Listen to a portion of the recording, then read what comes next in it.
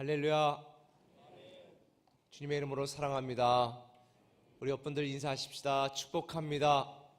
축복합니다. 우리 하나님의 말씀을 같이 읽도록 하겠습니다.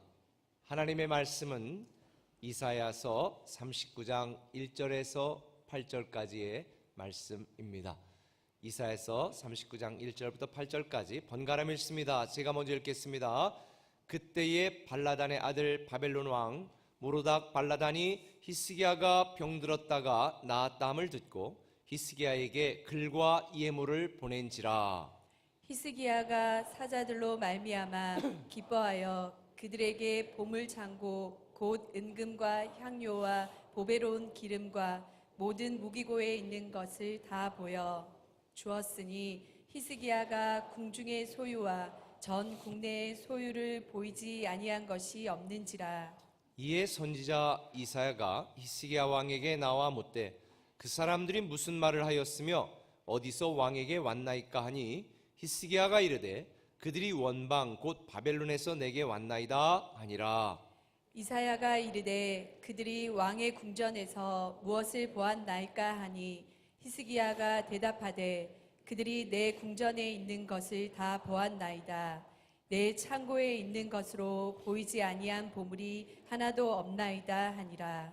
이사야가 히스기야에게 이르되 왕은 만군의 여호와의 말씀을 들으소서. 보라, 날이 이르리니 내 집에 있는 모든 소유와 내 조상들이 오늘까지 쌓아둔 것이 모두 바벨론으로 옮긴 바 되고 남을 것이 없으리라. 여호와의 말이니라. 또 내게서 태어날 자손 중에서 몇이 사로잡혀 바벨론 왕궁에 환관이 되리라 하셨나이다 하니 히스기야가 이사야에게 이르되 당신이 이른바 여호와의 말씀이 좋소이다 하고 또 이르되 내 생전에는 평안과 견고함이 있으리로다 하니라.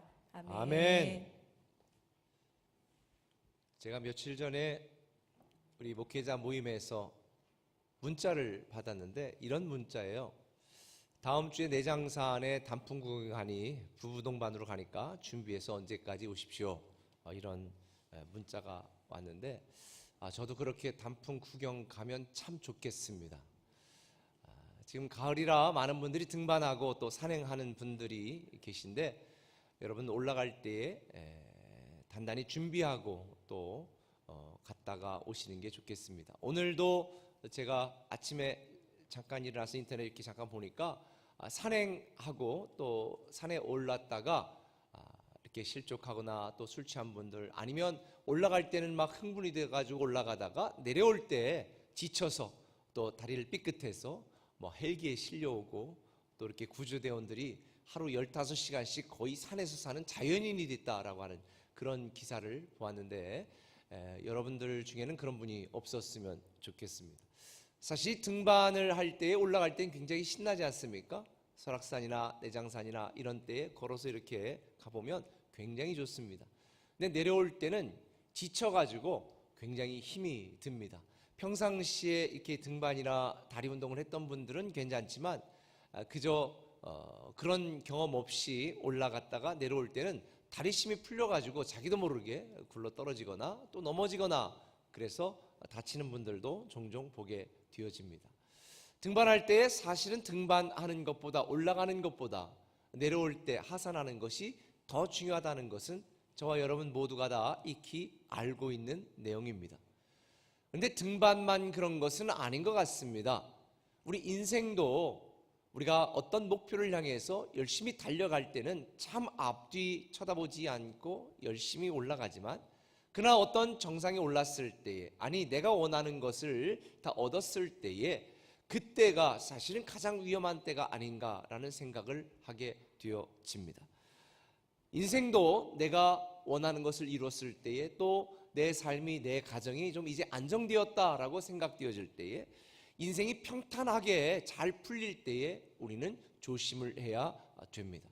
제가 지난 2주간 동안 우리가 인생을 살면서 여러 가지 어렵고 힘들 때에 과연 우리는 어떻게 될 것인가 라는 말씀을 나누었습니다. 오늘은 우리 인생에 아무런 일도 일어나지 않고 내 인생이 안정되었다고 생각되어질 때에 내게 어떤 문제나 괴로움과 고통이 없다고 생각되어질 때에 그때 우리는 어떻게 될 것인가 라는 말씀을 함께 나누려고 합니다. 오늘 본문도 사실은 그런 내용의 이야기입니다. 오늘 1절을 보면 이렇게 시작을 합니다. 같이 읽습니다. 그때에 발라단의 아들 바벨론 왕 무로닥 발라단이 히스기야가 병들었다 나음을 듣고 히스기야에게 글과 예물을 보낸지라. 그때에, 저는 오늘 본문을 읽으면서 그때에라고 하는 단어가 눈에 확 들어왔습니다. 그때가 언제인가? 알다시피 지난주인가요? 제가 말씀드린 것처럼 이 남한상성의 영화처럼 이 남유다가 절망적인 상황에 직면해 있지 않았습니까?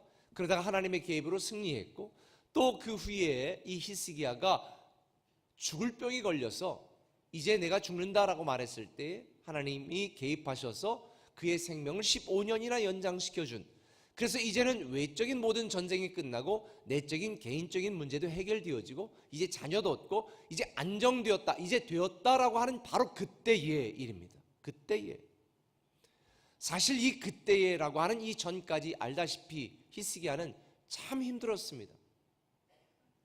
당대 가장 강력했던 나라 아수르가 쳐들어와서 온 나라와 민족이 풍전등화의 위기 속에 직면해 있었습니다. 그런데 하나님께서 하루아침에 18만 5천 명을 몰살시키시고 구원한 것을 우리는 살펴보았습니다. 근데 이 전쟁이 끝나고 나서 이제 되었다라고 생각이 되어질 때에 이 히스기야는 그만 죽을 병이 들고 말았습니다. 이 건축을 하고 죽는 목사님들도 꽤 계신 거 아시죠? 이 정말 이 목회하면서 여러 건축이라든지 개척이라든지 이런 여러 가지 일을 할 때 정말 너무나 힘든 것, 저는 여러 번을 경험을 했는데 이 히스기야는 그런 전쟁의 위기가 지나자마자 아마 병이 들어서 이 스트레스로 죽을 병에 걸렸던 것 같습니다. 그러자 히스기야가 하나님께 간구해서, 내가 하나님 그동안 얼마나 열심히 하나님 섬긴 줄 아십니까? 하나님 나에게 은혜를 베풀어 달라고 통곡의 눈물을 통해서 하나님은 그의 기도를 들으시고 15년이라고 하는 생명을 연장시켜주고 그 뒤에 히스기야에게 하나님께서 자녀도 주었습니다. 이제 고난은 끝이다, 행복이 시작되다라고 말하는 그때에 바벨론이라고 하는 나라에서 히스기야 왕에게 사신을 보내왔습니다. 이 바벨론에서 사신을 보내오니까 히스기야가 얼마나 자기를 과시하고 또 과신하고 싶었던지 자기 나라에 보여주지 않은 것이 없을 정도로 모든 보물과 무기고와 나라의 곳곳을 사신들에게 다 보여주고 자랑을 했습니다. 불행하게도 히스기야는 하나님의 도움이 절실하게 필요한 때, 그리고 그 도움을 받은 그 뒤의 삶이 너무나 달랐습니다.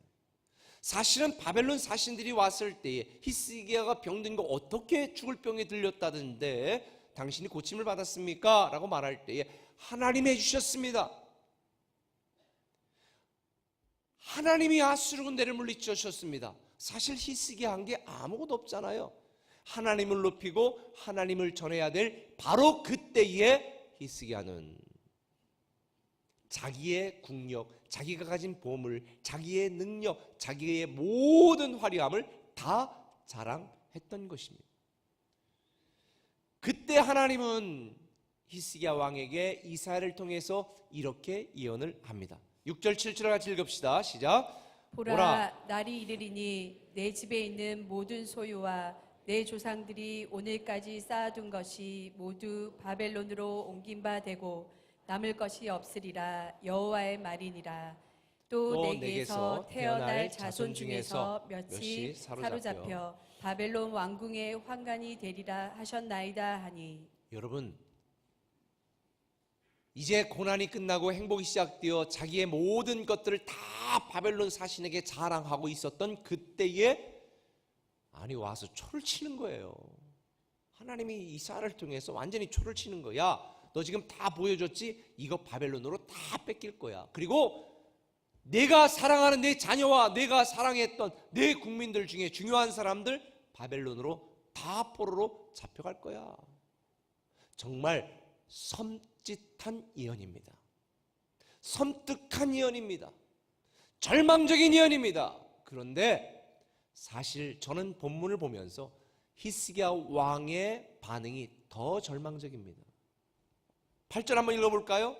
이거를 제가 이해하기 우리말 성경으로 읽어보겠습니다. 같이 읽습니다.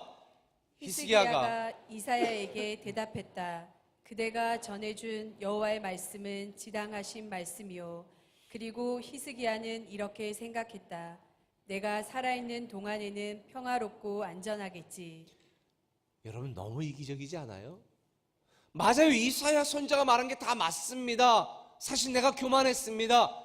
내가 하나님을 전하고 높여야 되는데 그렇게 하지 못했습니다. 내가 문제인 건 인정합니다. 그런데 내가 살아있는 동안에 별일 있겠습니까? 얼마나 이기적인 생각입니까? 이런 히스기야의 이기심과 안일한 태도, 그 태도 때문에 남유다는 절망적인 미래를 맞이하게 되었습니다. 그리고 이런 불신앙적인 히스기야 왕의 모습을 본 그의 아들 므낫세는 이스라엘 역사상 가장 악질적이고 패역하고 악독한 죄악의 대명사인 왕이 되었습니다. 사실 저는 오늘 본문의 내용을 깊이 있게 묵상하기 전에는 어떻게 히스기야 같은 왕에게 므낫세처럼 이스라엘 역사상 가장 하나님의 마음을 아프게 한 악한 왕이 태어났을까 이해가 되지 않았는데 바로 히스기야의 이런 불신앙의 모습을 본 므낫세, 히스기야 때문이었습니다. 오늘날 많은 사람들이 고난이나 고통과 문제를 이기기를 기도합니다. 절망을 이기기를 기도합니다. 그러나 사실 오늘 이 히스기야의 태도와 반응을 통해 하나님이 우리에게 주시는 교훈은 하나님이 우리를 축복한 그 축복을 이기고 하나님이 우리에게 주신 번영, 이 번영을 이기고 우리가 누리고 있는 이 안정을 이기고 우리가 성취한 성공을 이기도록 기도해야 되겠다라는 생각을 다시 한번 하게 되어집니다. 제가 예전에 공주에 처음 부임을 해서 한 19년, 20년쯤 된 것 같은데요. 그때 이제 열심히 목회를 하고 또 새벽마다 저녁마다 기도를 하고 이랬을 때인데 한 분이 성도님이 시장에서 일하는 한 분을 데리고 왔어요. 그러면서 이분 애가 정말 심각한 질병에 걸렸는데 목사님 기도 좀 해주세요. 그래서 교회를 전혀 안 다녔던 분인데 제가 그분을 위해 기도해주고 교회 나오라고 그러고 그리고 복음도 증거하고 제가 갖고 있었던 성경을 직접 주었어요. 이거 읽으시라고. 제 성경을 처음으로 줬습니다. 제 목회 평생. 그때는 정말 순수했으니까 저도 지금도 순수하지만 그래서 제 성경을 줬어요. 제 성경을 주고 읽으시라고. 그리고 한 3개월 정도 기도하고 그 뒤에 하나님께 정말 기적적으로 고쳐주셨어요. 그리고 나서 한 달쯤도 열심히 나오시더라고요. 그리고 교회를 한 달쯤 지난 다음에 안 나와요. 왜 안 나오냐 그랬더니 병도 고치고 이제는 별로 절박함이 없대요.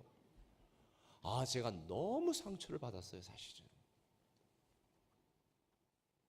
그토록 힘들고 애가 죽겠다고 정말 우리 애를 위해서 기도해달라고 그럴 때 얼마나 많은 눈물의 기도로 힘을 써주고 함께 해줬는데 병을 딱 고치고 나니까 지금까지 안 나와요.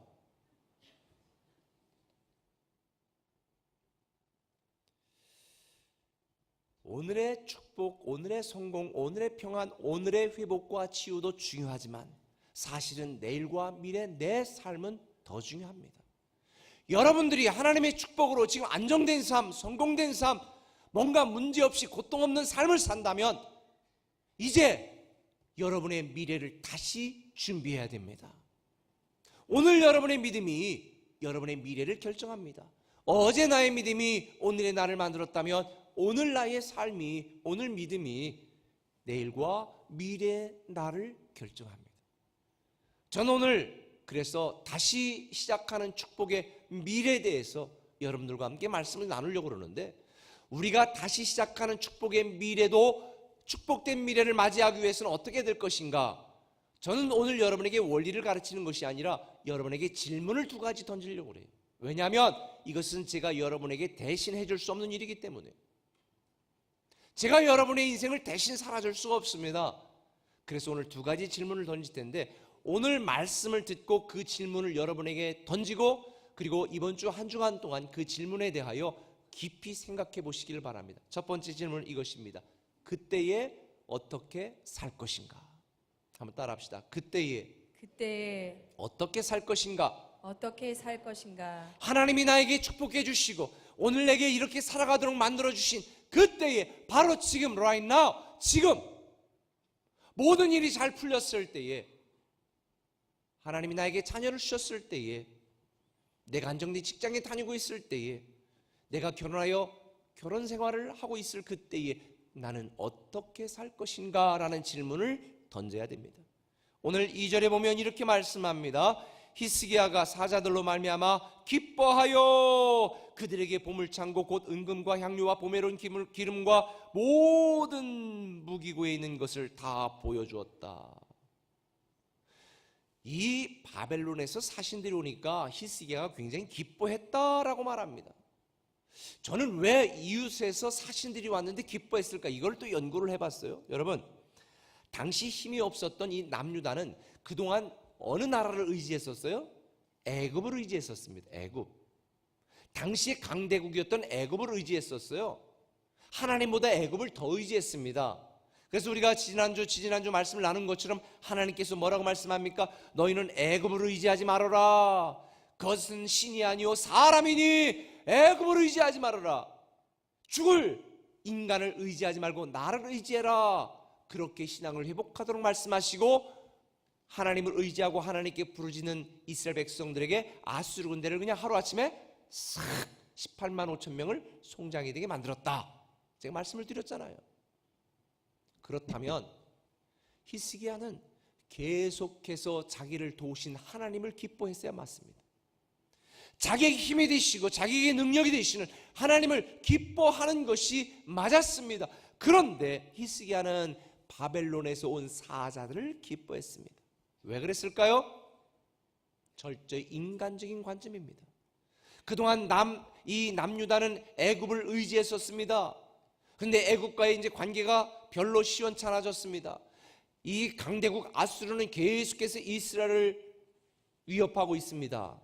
그때에 떠오르고 있던 신흥 강대국이 어떤 나라였냐면 바벨론이에요. 사실 결국 아수르는 바벨론에게 멸망을 당하거든요. 역사적으로 보면. 그러니 떠오르고 있는 신흥 강국 이 바벨론과 손을 잡아야 자기를 위협하고 있는 남유다를 위협하고 있는 아수르와 대적해 견제하고 싸울 수가 있게 된 것입니다. 그래서 이 떠오르는 강대국 바벨론과 자기가 찾아가서 화친을 청하고 힘이 되어달라고 동맹을 맺어도 시원찮은 판에 이 바벨론이 먼저 사신들을 보내서 야 우리 좋은 관계 지내자라고 이야기했으니 이 히스기야가 얼마나 지금 흥분하고 기뻤는지 우리도 너희와 함께 힘을 합할 만한 능력이 있다는 자기의 능력을 다 과시하고 보여주는 상황입니다. 그런데 이게 바로 실수였습니다. 치명적인 실수였습니다. 히스기야는 바벨론을 의지하는 것이 아니라 자기들의 힘이 되시고 능력이 되시고 도와서 아수르를 물리쳐 주신 이 하나님을 의지했어야 됩니다. 자기들의 힘과 능력, 영원한 동맹자는 세상에 있는 다른 나라가 아니라 자기들을 사랑하는 하나님이라는 사실을 기억하고 오직 하나님 앞에 다시 엎드려 하나님의 도움과 하나님의 능력을 간구했어야 맞습니다. 그런데 히스기야는 하나님의 도움으로 아수르와 싸워 이겼고 죽을 병에 걸렸던 자기가 15년이나 생명을 연장받는 축복을 받았음에도 불구하고 자기를 도와주고 자기에게 힘이 되신 하나님을 의지하는 것이 아니라 떠오르는 신흥 세력 바벨론을 의지하고 바벨론을 기뻐하고 있는 것입니다. 정말 한심하지 않습니까? 어떻게 이렇게 하나님을 배신할 수가 있을까? 그런데 저는 본문을 묵상하면서 히스기야에게 누가 돌을 던질 수 있을까? 여러분들 중에 누가 이런 히스기야에게 돌을 던지고 비난할 자격이 있습니까? 하나님의 은혜로 구원을 받았으면서도, 하나님의 은혜로 하나님의 자녀가 되었으면서도, 하나님의 은혜로 기도 응답받고, 하나님의 은혜로 수없이 많은 고난과 고통을 이겨냈음에도 불구하고 우리는 다시 하나님 앞에 무릎 꿇고 하나님만 바라보고 하나님을 의지하는 것이 아니라 여전히 우리는 하나님 외에 다른 누가 나에게 힘이 될 것인가? 그 어떤 사람이, 그 어떤 상사가, 그 어떤 친구가 나에게 도움이 될 것인가를 찾아 헤매고 있지 않습니까? 주일날 예배 드리는 것을 기뻐하는 것 대신에 돈 있는 친구가 나에게 밥 사주는 것을 더 기뻐한다면 이거야말로 우리는 히스기야와 조금도 다를 바가 없는 불신앙의 행위라고 생각을 합니다. 불행하게도 히스기야는 은혜의 정점이 서 있었던 그때, 모든 것이 형통하던 그때 그의 믿음은 변질되기 시작했습니다. 여러분 어떻습니까? 그때 여러분 어떻게 살고 있습니까? 이 질문을 여러분 스스로에게 던져보셔야 됩니다. 오늘 본문에 보면 바벨론 사신들이 다녀간 뒤에 이사야 선지자가 히스기야 왕을 찾아와 이렇게 묻습니다. 3절 같이 읽습니다. 이에 선지자 이사야가 히스기야 왕에게 나와 묻되 그 사람들이 무슨 말을 하였으며 어디서 왕에게 왔나이까 하니 히스기야가 이르되 그들이 원방 곧 바벨론에서 내게 왔나이다 하니라. 여러분 여기 이거 아세요? 제가 성경을 쭉 묵상해 보면 자기가 어렵고 힘들었을 때 이사야가 찾아왔어요. 히스기야가 이사야를 찾아갔어요. 히스기야가 이사야를 먼저 찾아갔습니다. 찾아가서 제가 이렇게 힘듭니다. 이렇게 어려운 일이 있습니다. 기도 좀 해주시고 하나님이 어떻게 하는지 알려달라고 먼저 찾아갔습니다. 그런데 지금은 모든 것이 다 해결되고 문제가 없는 그때에 히스기야는 이사야를 먼저 찾지 않았습니다. 이사야가 먼저 히스기야를 찾아왔습니다. 그리고 물어보는 것입니다. 무슨 일이 있었어요? 바벨론에서 왜 찾아왔대요? 모든 국민들이 관심사였습니다. 그런데 히스기야는 이사야에게 제대로 답변도 하지 않습니다. 대체 왜 그랬을까? 이제는 하나님이 필요 없다는 거죠. 선지자도 필요 없다는 거죠. 이제 걱정할 게 없는 평안한 삶을 살고 있기 때문에 하나님이 아니어도 이제 바벨론과 손잡으면 내 나라는 튼튼하게 유지할 수 있다라고 하는 착각 속에 히스기야는 이사를 먼저 찾지 않았습니다. 하나님을 먼저 구하지 않았습니다. 근데 여러분이 꼭 아셔야 됩니다. 우리 인생의 진정한 구원과 회복과 치유는 오직 하나님께로부터만 옵니다. 할렐루야. 하나님의 은혜와 축복을 잃는 것은 파멸의 지름길입니다. 하나님을 의지하지 않고 세상과 손을 잡는 것은 불행한 삶의 시작인 것입니다. 이걸 꼭 알아야 돼요. 성경 역대하를 보면 당시 상황을 이렇게 설명하고 있습니다. 역대하 32장 31절 같이 읽습니다. 그러나 바벨론 방백들이 히스기야에게 사신을 보내어 그 땅에서 나타난 이적을 물을 때에 하나님이 히스기야를 떠나시고 그의 심중에 있는 것을 다 알고자 하사 시험하셨더라. 바벨론에서 사신을 보냈을 때에 하나님이 그냥 내버려 두시고 히스기야가 어떻게 하는지를 두고 보셨다는 얘기예요. 왜? 히스기야가 진짜 하나님을 믿고 의지하고 사랑했는지, 그저 어려운 일이 당했을 때 그걸 모면하려고 하나님을 찾았는지 하나님은 히스기야의 믿음을 시험하셨더라. 여러분의 삶이 아무런 문제가 없고 여러분이 의도하는 대로 다 잘 풀려가고 있다면 지금 하나님이 여러분을 시험하시는 것입니다. 정말로 아무런 문제가 없을 때 나를 더 간절히 찾고 나를 의지하고 나를 사모하는지 그의 믿음을 보시는 것입니다. 어려움이 있을 때 교회 와서 새벽 기도하고 주님을 찾고 도와주세요, 진짜 믿음 아닙니다. 여러분이 승진되었을 때, 여러분의 자녀가 여러분의 말대로 잘 듣고 착한 아이로 자라고 있을 때, 여러분이 행하는 사업들이 잘 되고 있을 때 하나님은 여러분을 보시면서 정말 제가 나를 잘 믿고 의지하는가 안 하는가를 시험하고 계신 거예요. 주시하고 계신 거예요. 저는 오늘 여러분에게 다시 묻습니다. 그때에 여러분은 어떻게 살고 계십니까? 여러분의 문제가 해결되고 여러분의 기도가 응답받았을 때에 여러분은 어떻게 살고 있습니까? 여러분이 승진하고 여러분이 계획한 대로 다 잘 되고 있을 때 여러분은 어떻게 살고 있습니까?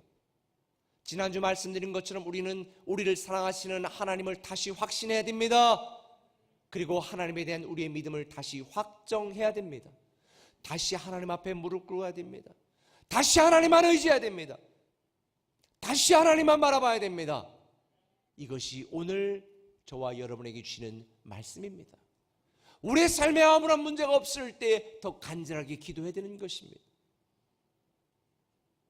제가 지난주에 저를 너무 사랑하는 한 후배 목사님에게 문자를 받았습니다. 저에 대해 난 기사들을 보고 너무 자랑스럽다고 너무 감동이라고 하면서 문자 하나 보냈습니다. 그런데 그 문자가 저에게 너무나 큰 울림이었습니다. 사랑하고 존경하는 형님 목사님, 무릎을 꿇어야 넘어지지 않습니다. 왜냐하면 제가 무릎 꿇고 기도받고 시작했잖아요. 무릎을 꿇어야 넘어지지 않습니다. 그래서 제가 이렇게 답변했습니다. 사랑하는 아우, 계속 무릎을 꿇고 있을게. 한 번 무릎을 꿇을 수 있습니다. 그런데 계속 무릎을 꿇지 않으면 우리는 넘어질 수 있습니다. 쓰러질 수 있습니다. 우리는 하나님만 아니면, 하나님이 아니면, 하나님의 도움이 아니면, 하나님의 사랑이 아니면, 하나님의 은혜가 아니면, 하나님의 도우심이 아니면 살 수 없는 존재라고 하는, 무릎을 꿇고 겸손하게 하나님만 바라보는 이런 신앙이 저와 여러분에게 회복되어야 될 줄 믿습니다. 오늘 여러분에게 다시 한번 질문합니다. 그때에 여러분 어떻게 살고 계십니까?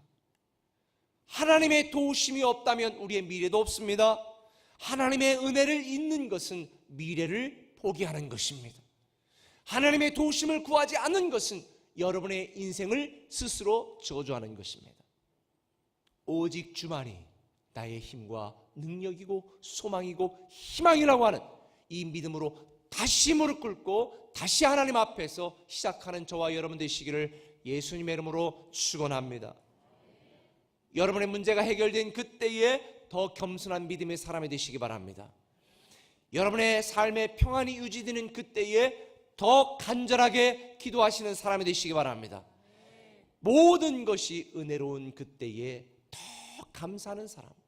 지금 여러분 가운데 어려운 상황에 있는 분들이 있다면 주님만 더 의지하시기 바랍니다.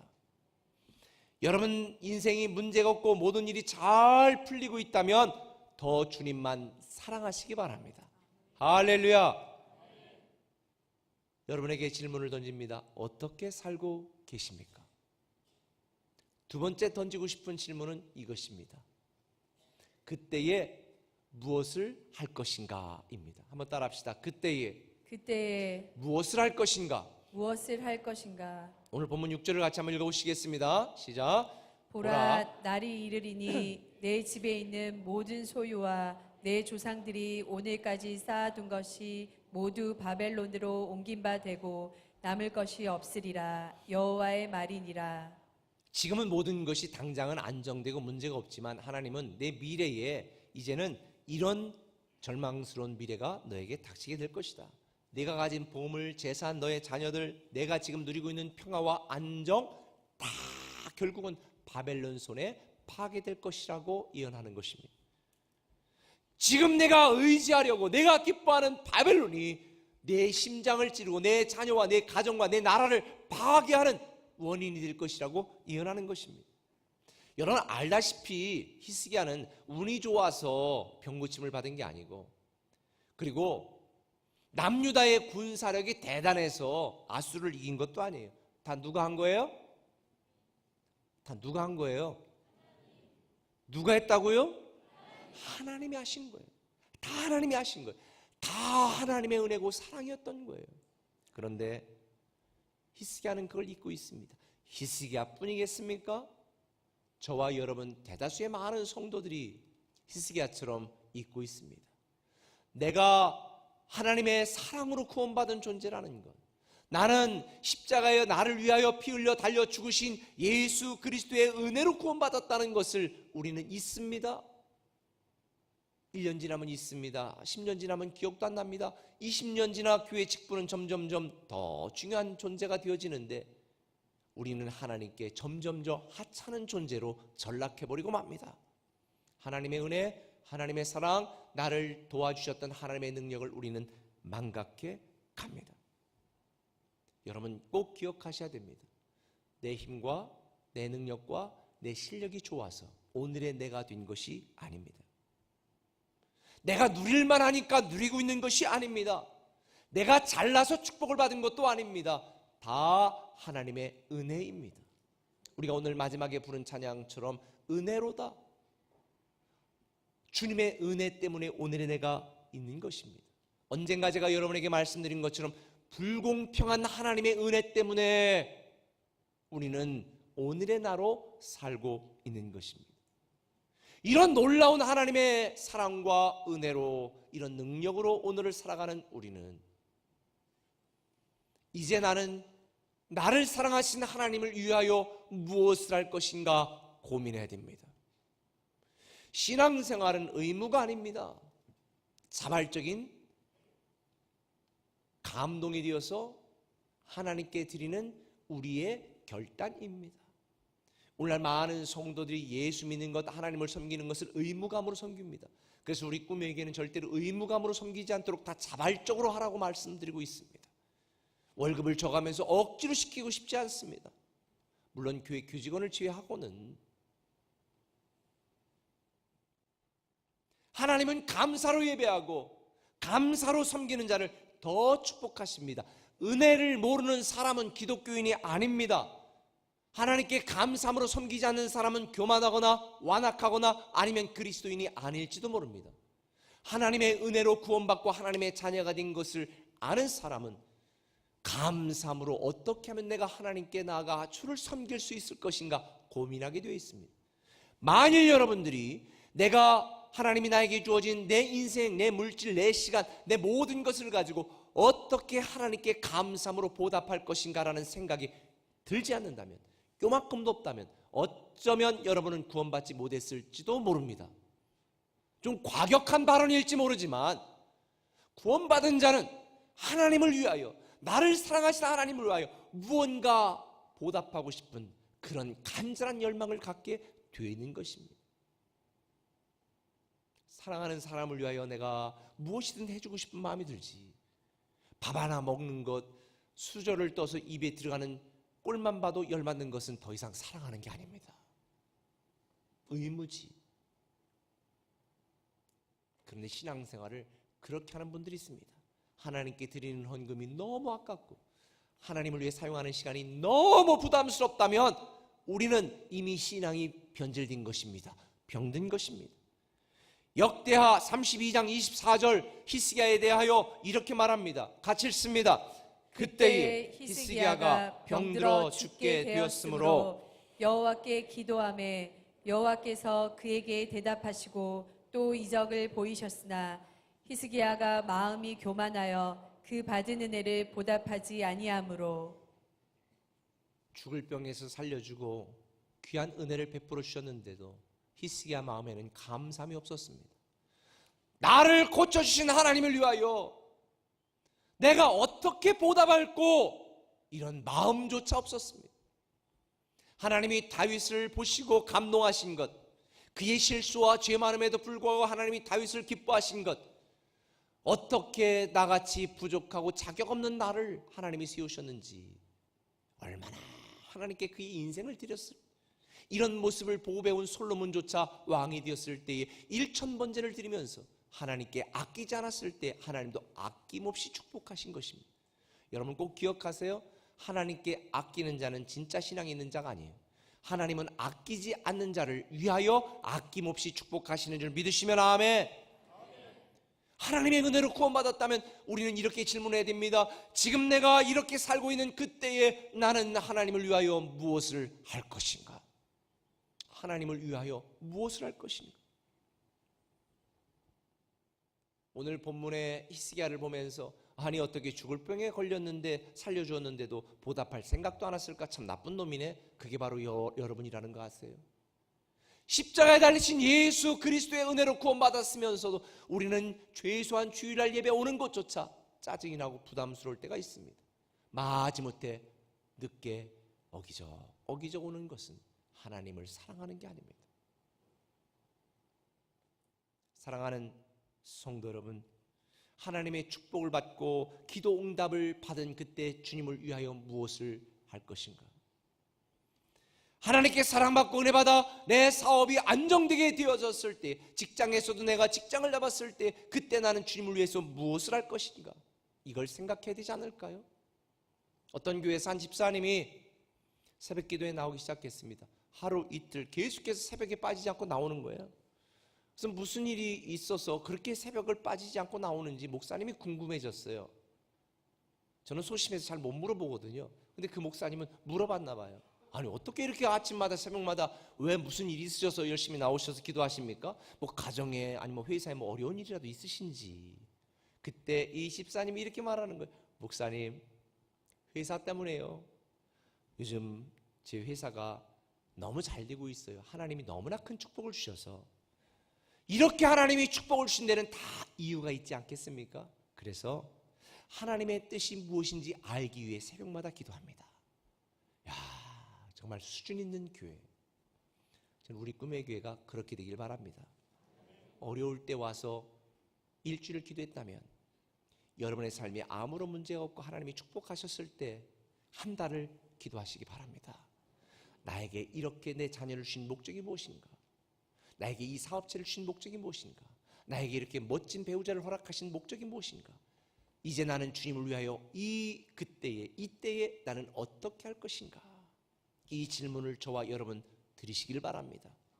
저는 우리 교회적으로도 하나님이 이 시대 중에 우리 꿈의 길을 이렇게 세우신 이유가 무엇인가? 그렇다면 이제는 성도를 섬기는 교회를 넘어서 교회를 섬기고 교단을 섬기고 이 나라와 민족을 섬기는 교회가 되어야 되겠다. 이것이 이곳에 하나님이 우리 교회를 세우시고 축복하신 이유라고 저는 분명히 믿습니다. 여러분에게 다시 한번 질문을 드릴게요. 하나님이 여러분에게 건강을 주셨다면 건강을 주신 그때 그 건강으로 주님을 위해 무엇을 할 것입니까?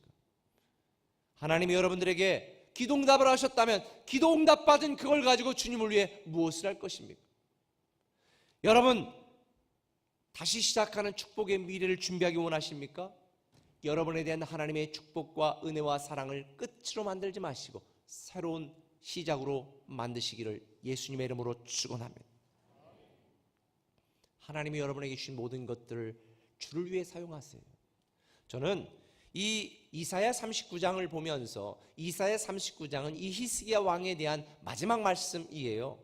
그리고 이제 우리가 시편으로 넘어가지 않습니까? 그런데 저는 솔직히 이 히스기야에 대해서 다룬 36장, 37장에서 히스기야 이야기가 끝났으면 얼마나 좋았을까라는 생각을 해요.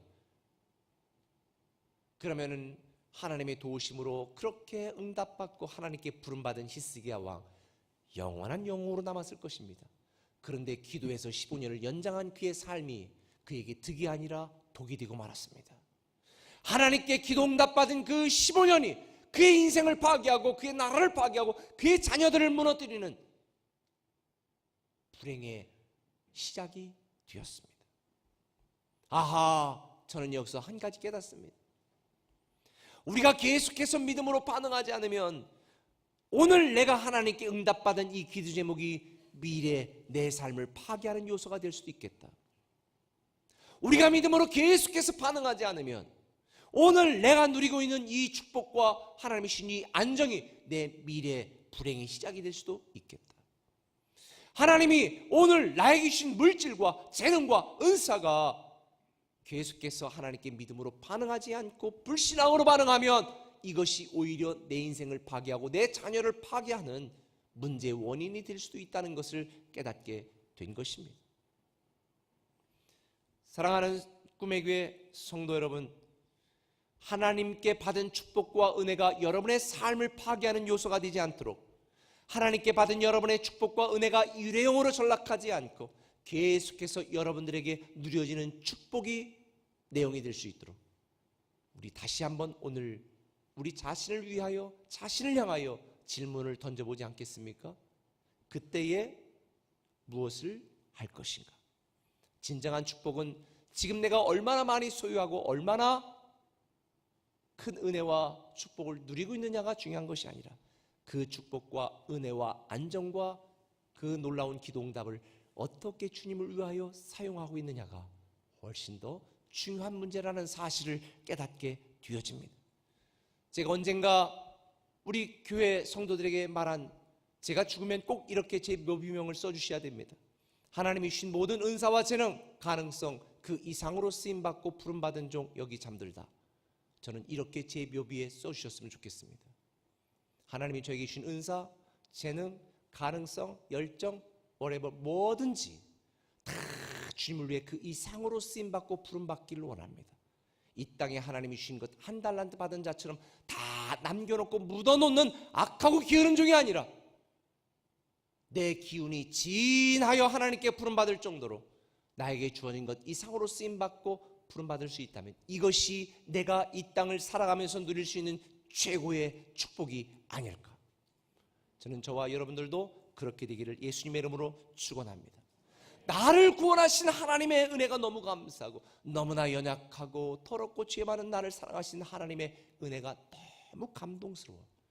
그저 주의 종으로 쓰임 받을 수 있다는 것 한 가지만으로도 저는 이미 하나님께 충분한 보상과 축복을 받았다고 생각을 합니다.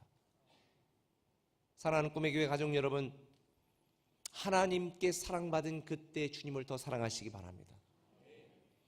하나님께 은혜 입은 그때 주님께 더 감사하시길 바랍니다. 하나님의 축복을 누리는 그때 주님을 더 섬기시길 바랍니다. 두 가지 질문 오늘 드렸습니다. 이번 주 집에 가셔서 꼭 여러분 자신을 향하여 던져보시기 바랍니다. 그때에 나는 어떻게 살 것인가? 그때에 나는 무엇을 할 것인가? 이 두 질문에 대한 해답을 발견하셔서 다시 시작하는 축복의 미래 그 주인공이 되시기를 예수님의 이름으로 축원합니다. 기도하시겠습니다.